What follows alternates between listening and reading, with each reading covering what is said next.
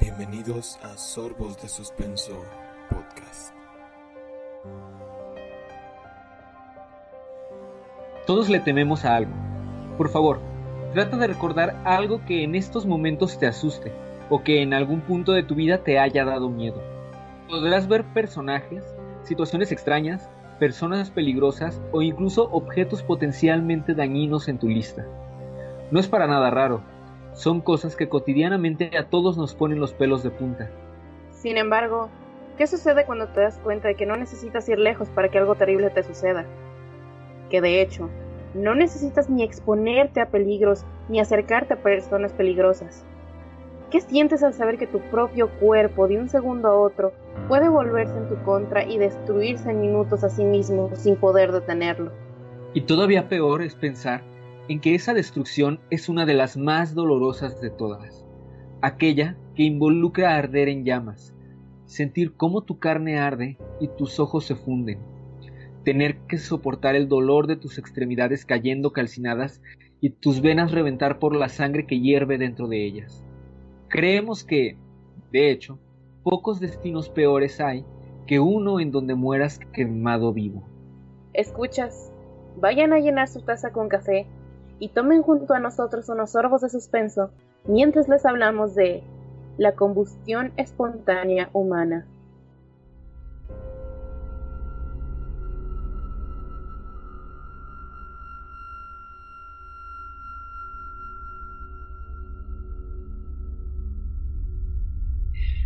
Bienvenidos a este nuevo episodio en Sorbos de Suspenso Podcast. En esta ocasión les traemos no solo un caso, sino una serie de casos que giran en torno a un fenómeno conocido como combustión espontánea humana, que muchos ya habrán oído hablar un poco de ella, pero no conocen tal cual a qué se refiere la definición o cuáles son los casos en los que se ha documentado este fenómeno. Y claro, principalmente las explicaciones lógicas y el misterio detrás de este fenómeno, que puede o no ser tan misterioso como ustedes creen. Transmitiendo no en vivo de Guadalajara para el internet, yo soy Ivette Padilla. Y yo, Efren Cabañas.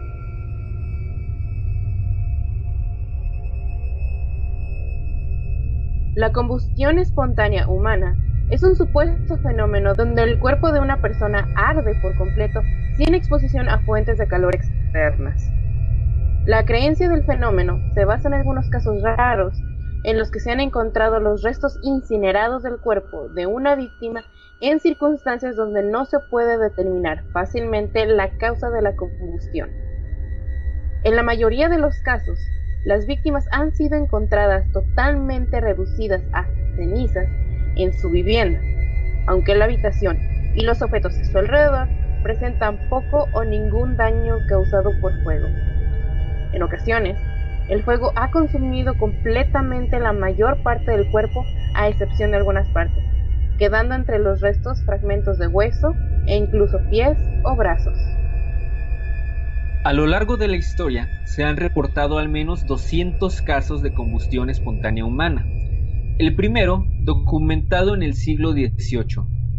Sin embargo, en la mayoría de los casos apenas hubo una investigación sobre las circunstancias que lo rodearon, y muchos de ellos se basan en testimonios de segunda o tercera mano, y se carece de datos tan básicos como el nombre de la víctima o la fecha del incidente. En los casos en los que sí se cuenta con descripciones detalladas, aparecen una serie de elementos comunes. Primero, el fuego suele estar localizado en el cuerpo de la víctima. Los muebles y electrodomésticos cercanos a esta suelen quedar intactos. Los alrededores sufren poco o ningún daño. Segundo, la zona alrededor de la víctima y a veces el resto de la habitación se encuentra cubierta de un hollín grasiento. Tercero, casi siempre las víctimas tienen algún problema de movilidad, invalidez o sobrepeso, o se encuentran incapacitadas, es decir, están bajo consumo de alcohol o barbitúricos, entre otros. No, pues si son gordos, pues ya valí madre. Ya no escapé de esto, amigos. Espera la explicación. Cuarto. Solo soy honesta. Cuarto. En todos los escenarios hay alguna posible fuente externa de ignición. Quinto. Nunca hay testigos oculares del momento del suceso. Casualmente. Ajá. O sea, nadie lo ha visto, pero pues hay 200 casos. Y último, las víctimas tienden a ser adultos mayores. No sé si con la edad nos hagamos más flamables o algo así. Que tu tesis sea sobre eso. Sí. Los defensores de la existencia del fenómeno han discrepado durante años sobre la posible causa del fenómeno. Recientemente algunos han propuesto como razón más probable de su ocurrencia el inicio de un fuego no espontáneo con efecto mecha. Esto lo explicaremos más adelante. A continuación vamos a describir algunos de los casos más relevantes. El primer caso es el de Nicole Millet. Aunque existen historias anteriores, el primer caso de muerte atribuida a la combustión humana espontánea con fecha conocida ocurrió en 1725. El caso fue recogido por el francés Jonas Dupont en el libro de Incendis Corporis Humani Spontaneis, sobre el fuego espontáneo en el cuerpo humano. Dupont se inspiró en el caso de un hombre que fue juzgado por el asesinato de su mujer. La víctima, Nicole Millet, había sido hallada quemada en una silla que permaneció indemne. Durante el juicio, un joven cirujano llamado Nicolas Lecat convenció al jurado de que la muerte de la mujer era un caso de combustión humana espontánea. El acusado fue declarado inocente y el jurado dictaminó que la mujer había muerto por la visita de Dios. En Secrets of the Supernatural, Joe Nickel afirma que los restos de la señora Millet no fueron encontrados en una silla sin quemar, sino que su cabeza, parte de la columna vertebral y de las extremidades inferiores fueron encontrados quemados en la cocina, donde el suelo se encontraba también quemado. Nickel afirma que el marido fue realmente condenado, pero que la condena fue revocada posteriormente.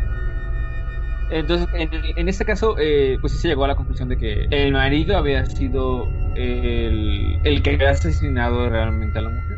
Y bueno, tratando de que nadie se diera cuenta y diciendo que todo había sido por una combustión humana espontánea, así, de repente. Bueno, pero podemos refutar este primer caso completamente. Porque fue demasiado sospechoso. El segundo caso es el de Cornelia Sangari di Bandi, la condesa de Cesena. Este caso es famoso por haber sido citado por Charles Dickens en el epílogo de su novela Bleak House. La condesa, de 62 años de edad, murió en algún momento anterior a 1731. La condesa había estado bien todo el día, pero durante la cena se encontraba embotada y con pesadez.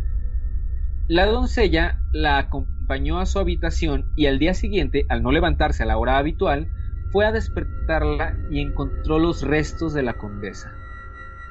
Según el relato, la habitación se encontraba llena de hollín. El cuerpo de la condesa había sido reducido a un montón de cenizas que se encontraba a poco más de 1 metro de la cama, aunque sus piernas y parte de la cabeza se encontraron relativamente intactas. La cama y el resto del mobiliario no habían sido afectados por el fuego, pero estaban cubiertas por una capa grasienta y maloliente. En el suelo se encontró una lámpara de aceite cubierta de cenizas, pero sin aceite. La forma en la que encontraron las sábanas parecía indicar que la condesa se había levantado en algún momento de la noche. Entonces hubo probabilidad de que fuera un accidente con la lámpara, a mi punto de vista. Es extraño ya aquí lo de la lámpara.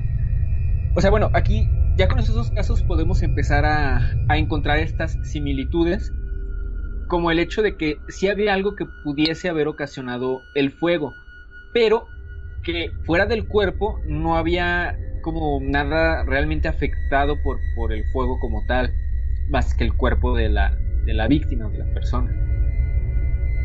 Es interesante. Vamos a explicarlo un poco más adelante. Nuestro tercer caso es el de Mary Reiser.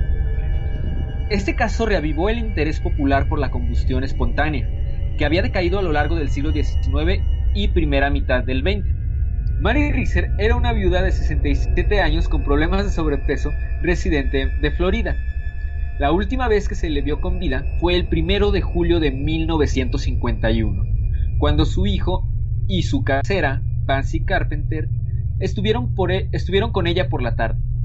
Ese día, a las 5 de la madrugada, la señora Carpenter se despertó por un olor a quemado, pero pensando que se trataba de una bomba de agua que se había recalentado, la apagó y volvió a la cama. Por la mañana, recibió un telegrama dirigido a la señora Reeser. Cuando fue a entregárselo, notó que el picaporte estaba caliente, por lo que, alarmada, fue a pedir ayuda. Junto con 2 pintores que estaban trabajando cerca, consiguió entrar. El rincón donde se encontraba la silla, donde habían dejado la tarde anterior a Mary Reeser, se encontraba seriamente quemado. Los más de 75 kilogramos de peso de la señora Reeser se habían reducido a cenizas, y solo su pie izquierdo era identificable. También se encontraron su hígado, algunas vértebras, y todo el apartamento mostraba daños por calor por encima de los 1,2 metros de altura. Las paredes estaban cubiertas con un hollín grasiento, un espejo se había roto y varios objetos de plástico se habían fundido. Por debajo de esa altura, la única evidencia de fuego era una pequeña zona circular quemada donde había estado Mary Reeser. Un reloj de pared también fue afectado por el calor y se paró a las 4:20 de la madrugada. El hijo de la señora Reeser declaró que, cuando dejó a su madre, se encontraba fumando un cigarrillo y se había tomado 2 cápsulas de Seconal, un barbitúrico. El informe de la policía concluyó que Mary Reeser se había quedado dormida con un cigarro encendido, que prendió su bata y el cuerpo se consumió por la combustión de sus tejidos grasos. Conclusión: no fumen, muchachos. Que bueno, este caso ya está un poquito más... Bueno, ya adentrándonos en lo que es extraño o paranormal, porque bueno, yo me imagino que un cigarro no es capaz de hacerles a una persona y que la persona no sienta o no se pare o para apagar su bata. Bueno, es que aquí también entra el hecho de que se había tomado los barbitúricos. O sea, sí, pero al nivel de quemarse vivo y no... Es que se tomó 2. Ah, no, pues sí, ¿verdad?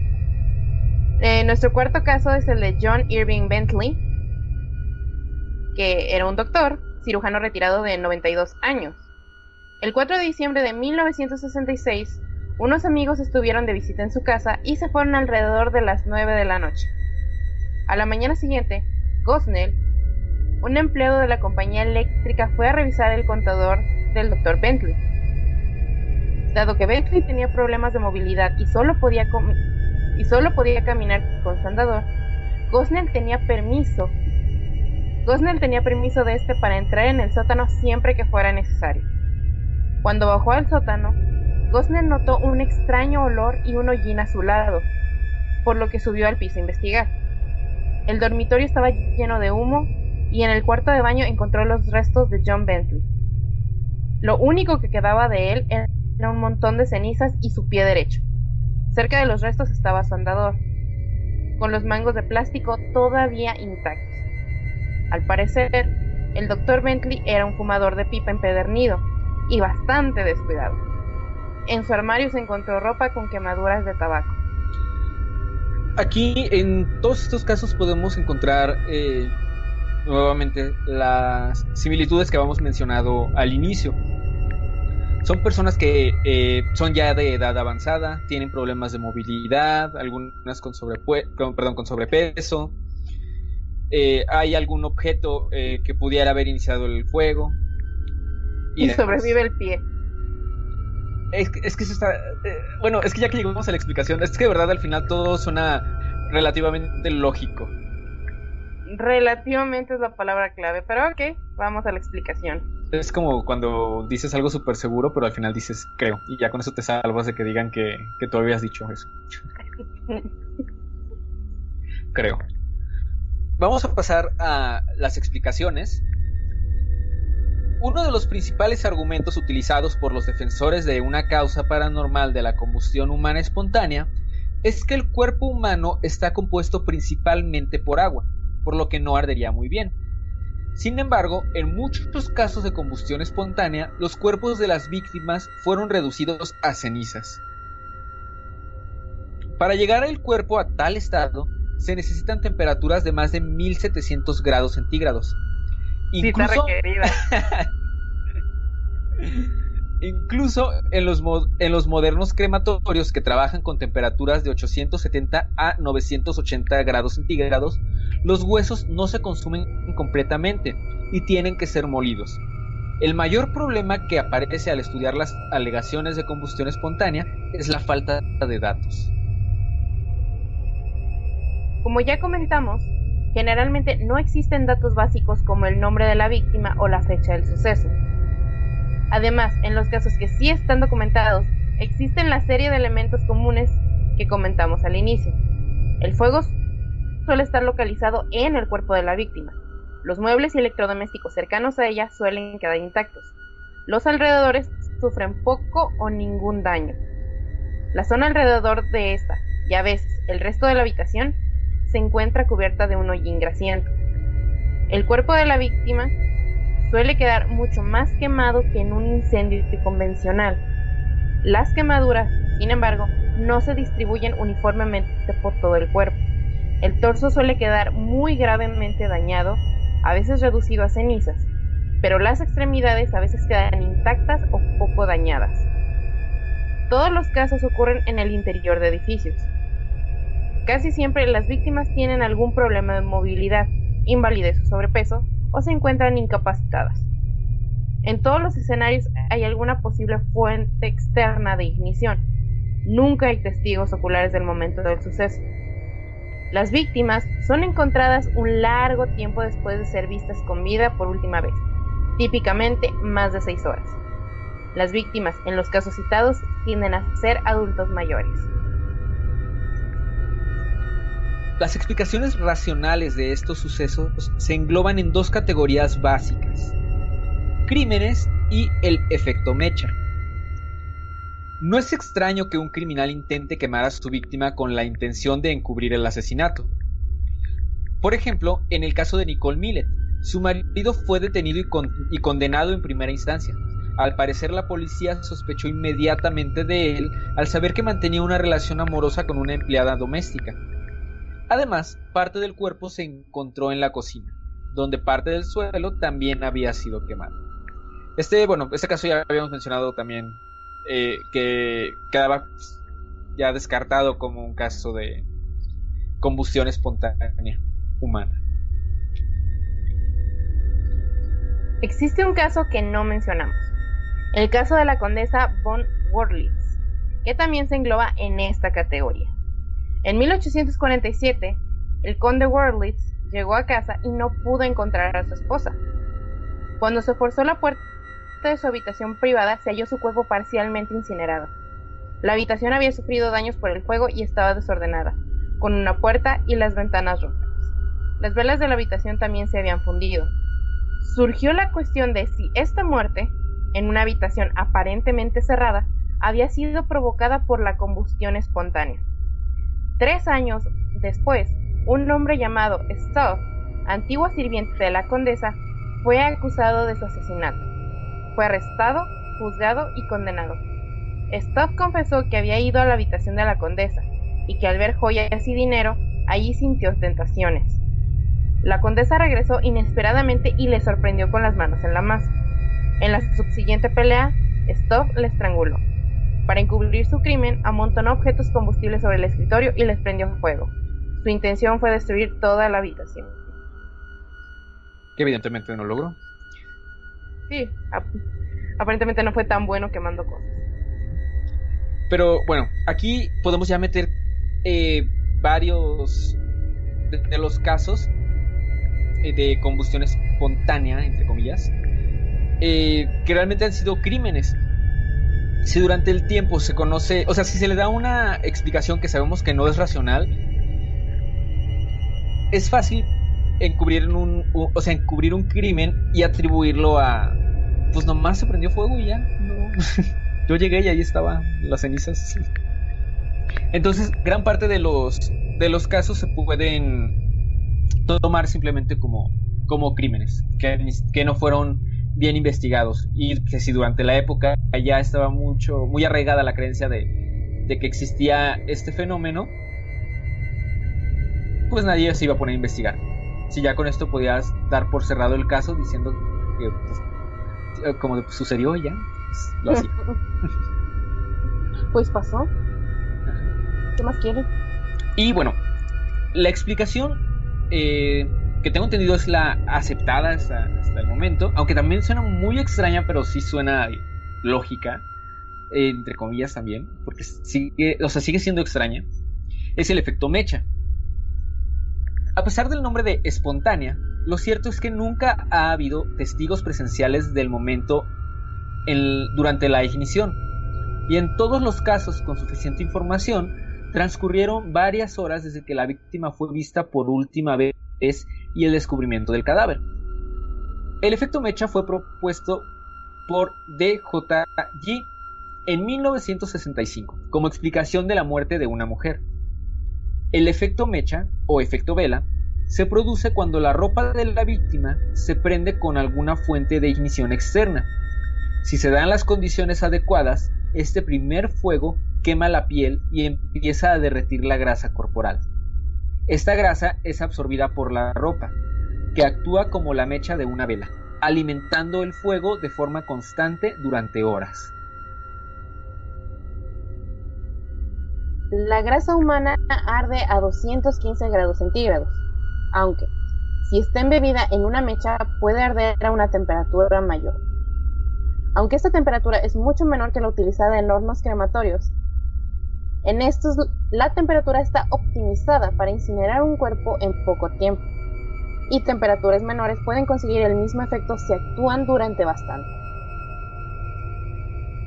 J.D. DeHaan, del Instituto Criminalista de California, un experto forense en incendios y autoridad sobre el efecto mecha, ha estudiado, explicado y reproducido el efecto con éxito y divulgando sus experimentos en documentales para la BBC y la National Geographic.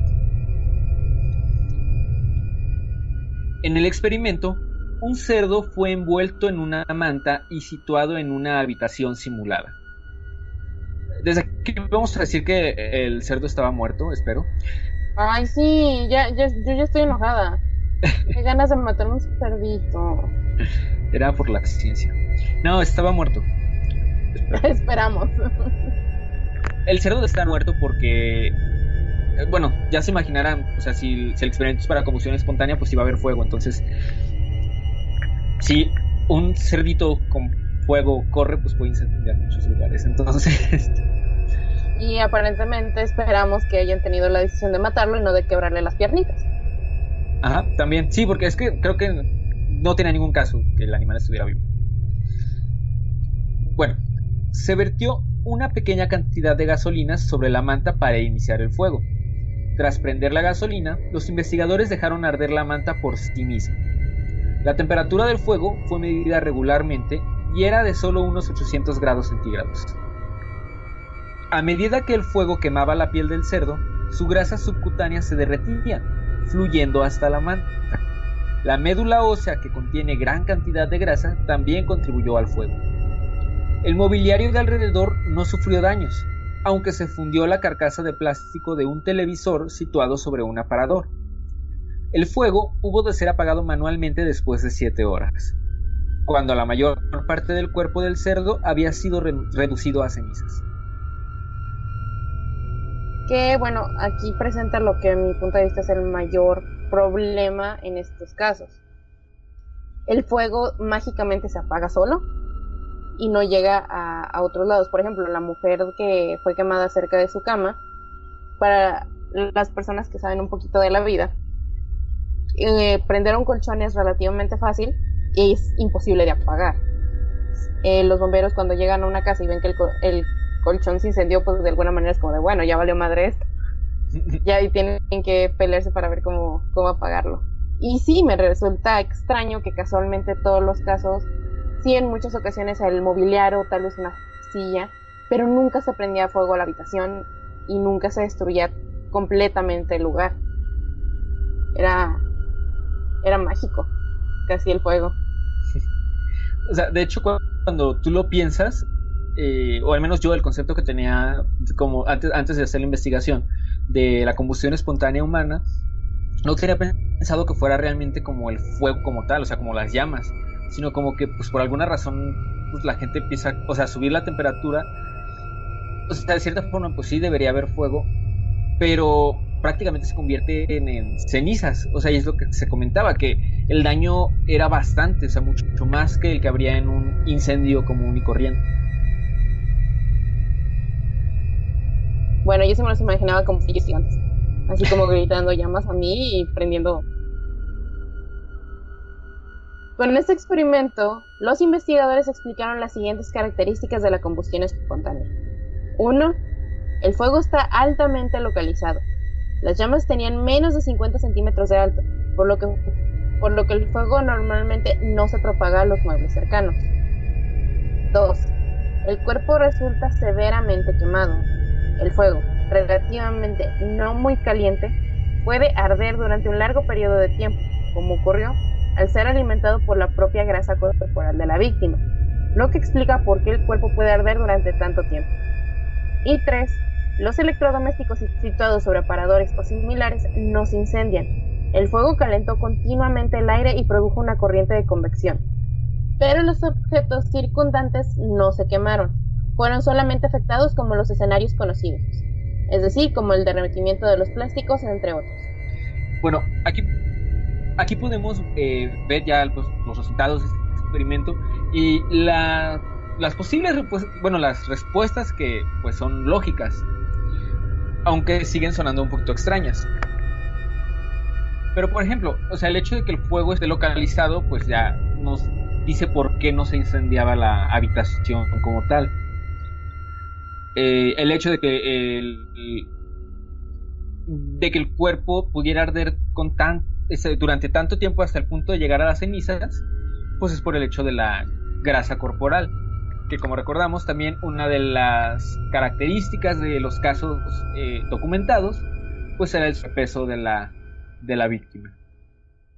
Que bueno, otro interrogante que yo tengo es que usualmente las casas en aquella época se hacían de madera.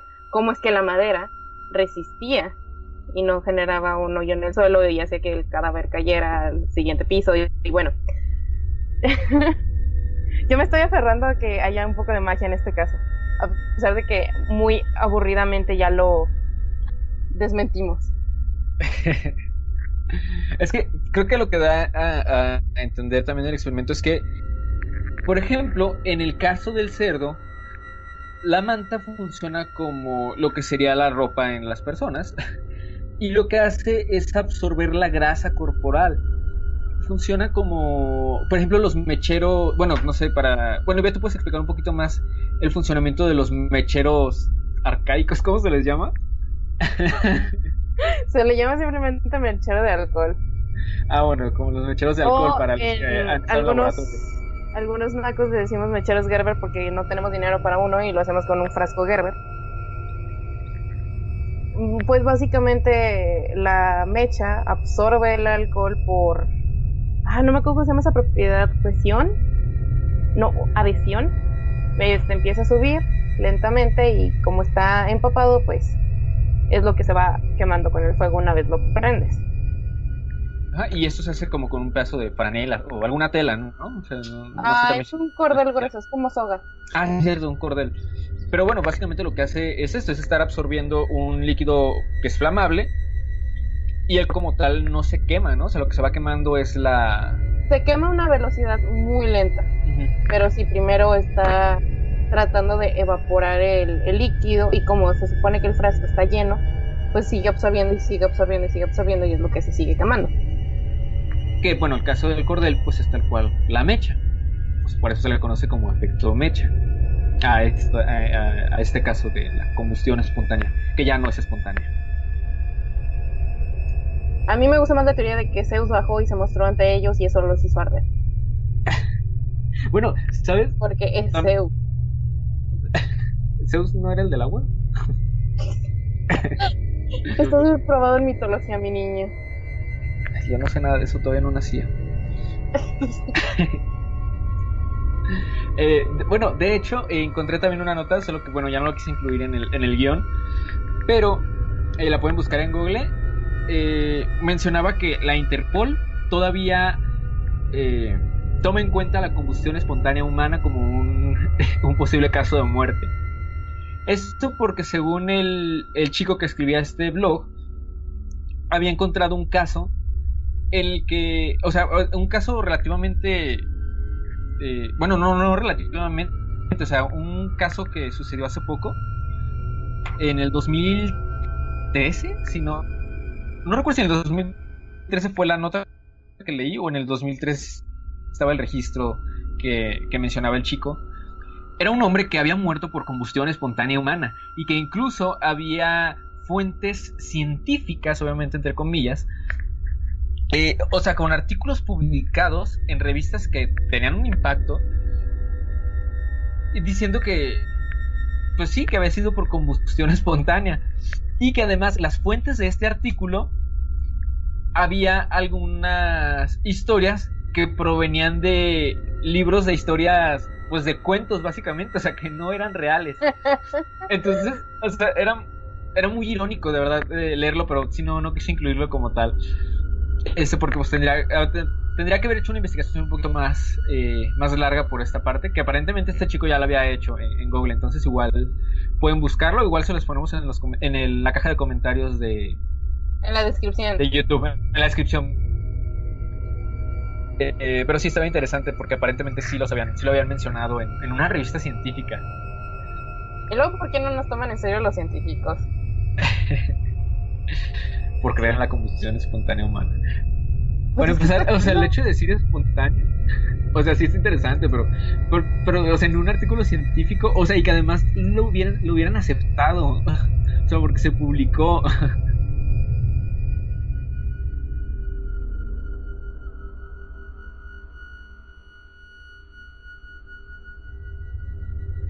Bueno, esto ha sido todo por el episodio de hoy.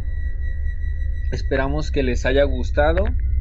Y como siempre, si les ha interesado el tema, pues también los invitamos a que investiguen un poquito más. El caso que les comentaba ahorita al final, que el título sonaba un poquito amarillista, pero creo que sí tenía su fundamento, de que la Interpol aún consideraba la combustión espontánea como una causa de muerte. Y si la Interpol lo dice, hay que obedecerlos, ellos son la ley. Así que arder de la nada es posible, he dicho.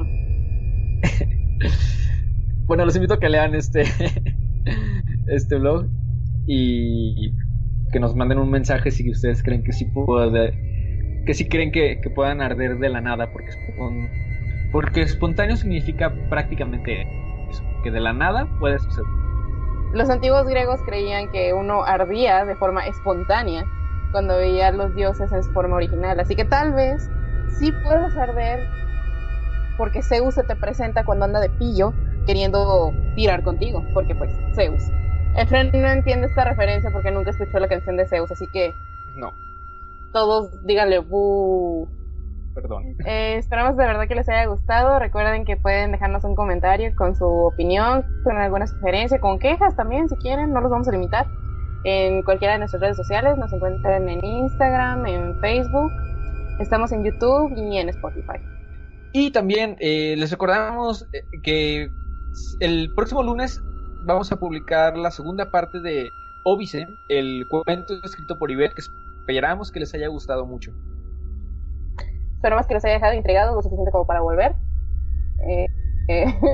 Reitero que es un placer que a quienes le dieron la oportunidad de escucharlo, y pues en general a todos los que han estado pendientes de nuestros episodios, les invitamos a que por favor se sigan cuidando mucho, quédense en su casa, sigan las medidas sanitarias que les dé su gobierno local o en su defecto su gobierno de su país, porque pues las cosas están difíciles y entre todos tenemos que cuidarnos.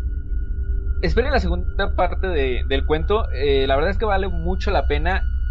Yo, para serles honesto, lo estaba leyendo al mismo tiempo que lo grababa. Que yo le pedí varias veces que lo hiciera. Pero, pues sí, o sea, lo estaba grabando mientras lo leía por primera vez. O sea, sí me regresaba por lo menos un párrafo, pues para darle un poquito de intención. Pero la verdad es que yo iba conociendo también la historia. Y es muy buena, de verdad, les va a gustar mucho el final. Yo me divertí muchísimo narrándolo y de verdad esperamos que les guste.